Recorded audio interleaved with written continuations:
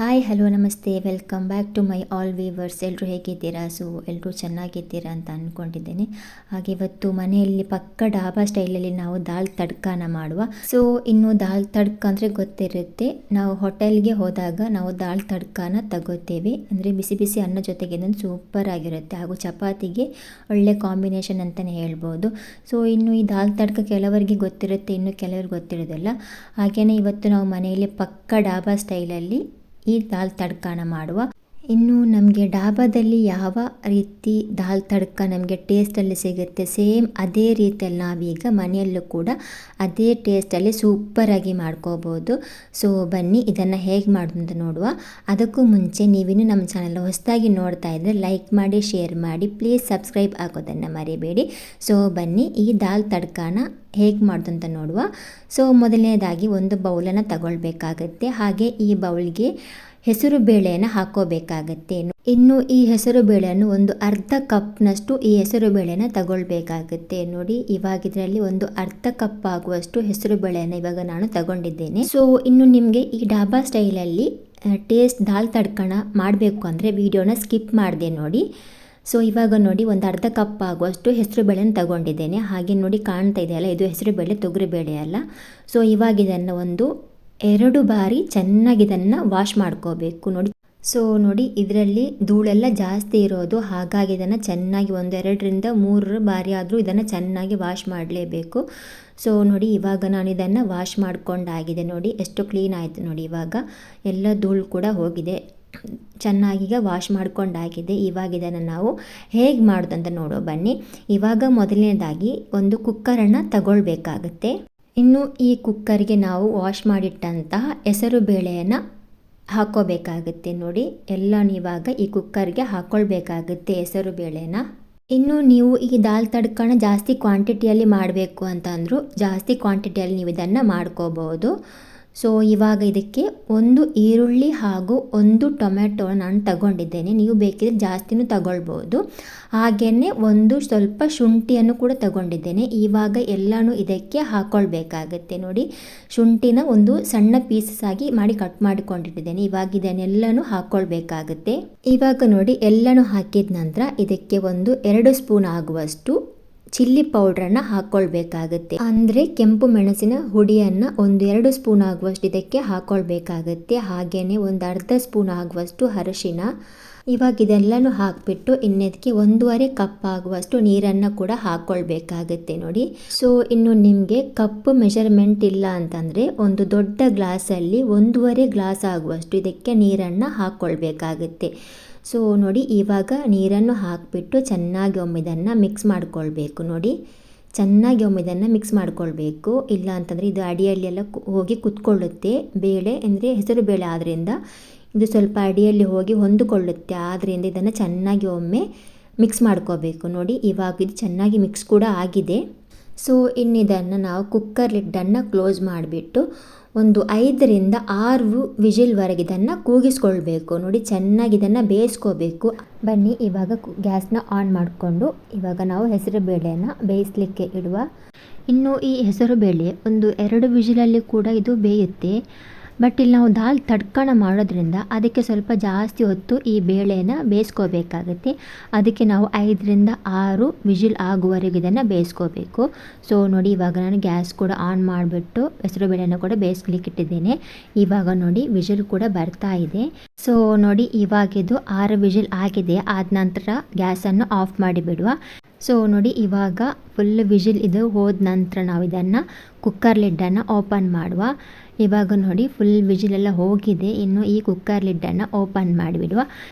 ನೋಡಿ, ಇವಾಗ cooker lid ಕೂಡ ಓಪನ್ ಆಯಿತು. ಇವಾಗ ನೋಡಿ, ಬೇಳೆ ಕೂಡ ಚೆನ್ನಾಗಿ ಬೆಂದಿದೆ.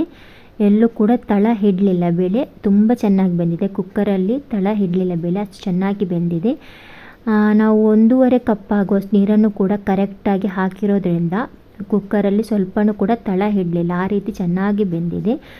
ನೀವು ಕೂಡ ಇದೇ ರೀತಿ ಒಂದು ದೊಡ್ಡ ಗ್ಲಾಸಲ್ಲಿ 1.5 ಗ್ಲಾಸ್ ಆಗುವಷ್ಟು ನೀರನ್ನು ಹಾಕ್ಕೊಂಡು ಬೇಯಿಸ್ಕೋಬೋದು. ಕರೆಕ್ಟಾಗಿ ಪರ್ಫೆಕ್ಟಾಗಿ ಬೇಳೆ ಬೇಯುತ್ತೆ.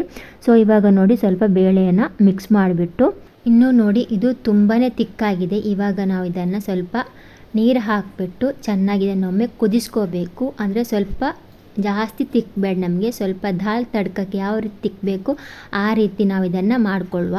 ಸೊ ಇವಾಗ ನೋಡಿ ಸ್ವಲ್ಪ ನೀರನ್ನು ಹಾಕಿಬಿಟ್ಟು ಈ ರೀತಿ ಮಿಕ್ಸ್ ಮಾಡ್ತಾ ಇರಿ, ಇಲ್ಲ ಅಂತಂದರೆ ಇದು ತಳ ಹಿಡಿದು ಬಿಡುತ್ತೆ. ಸೊ ನೋಡಿ ಇವಾಗಿದು ನೀರನ್ನು ಕೂಡ ಹಾಕಿಬಿಟ್ಟು ಇದನ್ನು ಒಂದು 2 ನಿಮಿಷಗಳ ಕಾಲ ಇದನ್ನು ಕುದಿಲಿಕ್ಕೆ ಬಿಡಬೇಕು. ಇನ್ನು ನೋಡಿ ಇದು ಕುದಿ ಬರುವ ತನಕ ಇದನ್ನು ಈ ರೀತಿಯಾಗಿ ನೀವು ಮಿಕ್ಸ್ ಮಾಡ್ತಾ ಇರಬೇಕು, ಇಲ್ಲ ಅಂತಂದರೆ ಇದು ತಳ ಹಿಡಿದು ಬಿಡುತ್ತೆ. ಹಾಗಾಗಿ ಇದನ್ನು ಸ್ವಲ್ಪ ಮಿಕ್ಸ್ ಮಾಡ್ತಾನೆ ಇರಬೇಕು. ಇವಾಗ ನಾವು ರುಚಿಗೆ ತಕ್ಕಷ್ಟು ಉಪ್ಪನ್ನು ಕೂಡ ಹಾಕುವ. ಸೊ ನೋಡಿ ಇವಾಗ ನಾನು ರುಚಿಗೆ ತಕ್ಕಷ್ಟು ಉಪ್ಪನ್ನು ಕೂಡ ಹಾಕಿದೆ. ಇನ್ನು ಗ್ಯಾಸ್ ಫ್ಲೇಮನ್ನು ಸ್ವಲ್ಪ ಮೀಡಿಯಂ ಫ್ಲೇಮಲ್ಲಿ ಇಟ್ಟುಕೊಂಡಿದ್ದನ್ನು ನಾವು ಸ್ವಲ್ಪ ಹೊತ್ತು ಒಂದು 2 ನಿಮಿಷ ಇದನ್ನು ಕುದಿಸಿದರೆ ಸಾಕು.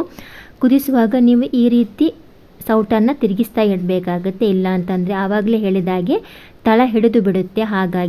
ಹಾಗೆಯೇ ಈ ದಾಲ್ ತಡ್ಕನ ನೀವು ಟ್ರೈ ಮಾಡಲಿಲ್ಲ ಅಂದರೆ ಒಮ್ಮೆ ಟ್ರೈ ಮಾಡಿ ನೋಡಿ, ಸೂಪರ್ ಅಂತಲೇ ಹೇಳ್ಬೋದು. ತುಂಬ ಸಖತ್ತಾಗಿರುತ್ತೆ.